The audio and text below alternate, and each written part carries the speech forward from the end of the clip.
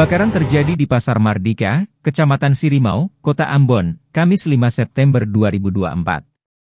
Diketahui, kebakaran itu terjadi sekitar pukul 3 WIB.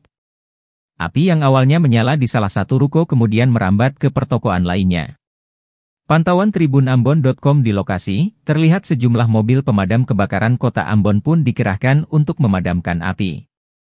Warga juga ikut membantu para pedagang mengevakuasi barang dagangan menjauh dari titik api. Berdasarkan informasi warga setempat, ada warga terjebak di lantai 2 gedung yang terbakar. Terdengar pula ledakan dari arah kebakaran.